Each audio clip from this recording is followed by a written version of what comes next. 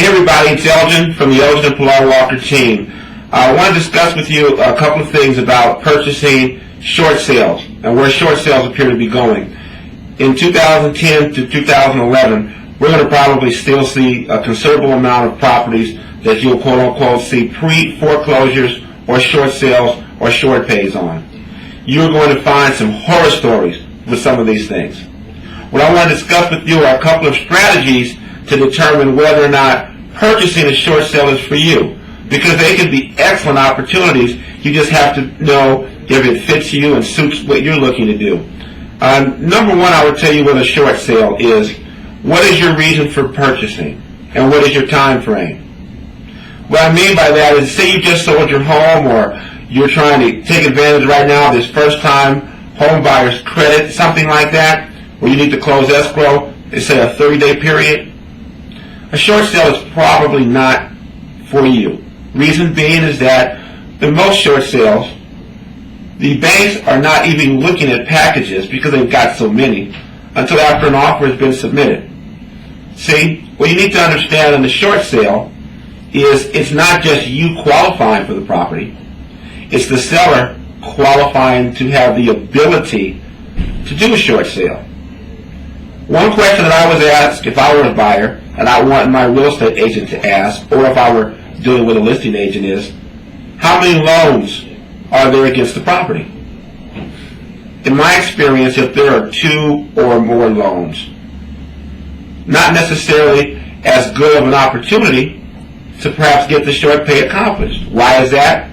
Well, realistically, if there are more than 2 loans, the 3rd, 4th, 5th, however many loans behind that, depending upon the purchase price of the property, really do not have an opportunity to obtain any proceeds. They get no money in most cases. Well, they also get no money if the property were to go to sale. So in a market like we're in right now, it doesn't make a lot of sense for them to cooperate with the short sale. If they won't cooperate, it doesn't matter what the first or second will do. Now, this isn't always the case, but it's a good indication of when you're out looking at short pays, particularly from an investment standpoint. Another thing with a short pay is you've got to be flexible. Well, what do I mean by that? First of all, nothing in the short sale is guaranteed. The sales price, closing costs, fees that are normally quote-unquote paid by the seller, fees that are normally paid by the buyer. So when I say flexible, meaning you may get a situation to where the lender agrees with your terms as far as price. They may agree with even paying some of your closing costs, but they might not be willing to do, say, a termite inspection or repairs.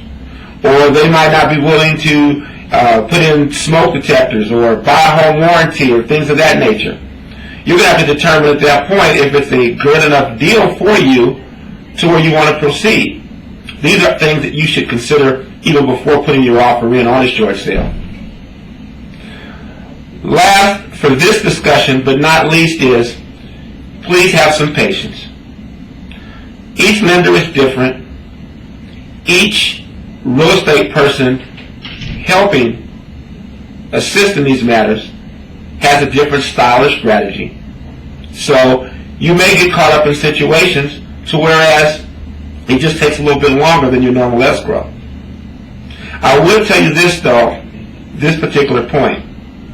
If you are a buyer and you are involved in a short sale, you want to make sure, in my opinion, that the agent representing the seller, and that's who they represent, they don't represent the bank, they represent the seller, is only submitting one offer to the bank.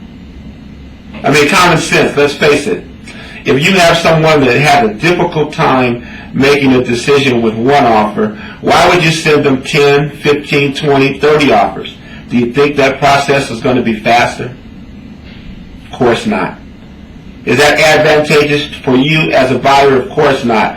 You want to know that if you commit to this transaction, that the listing agent and the seller are committed to sell this property to you. Just a couple of quick thoughts. If you want some details about purchasing a short sale, if you'd like some help with a short pay, we're the experts.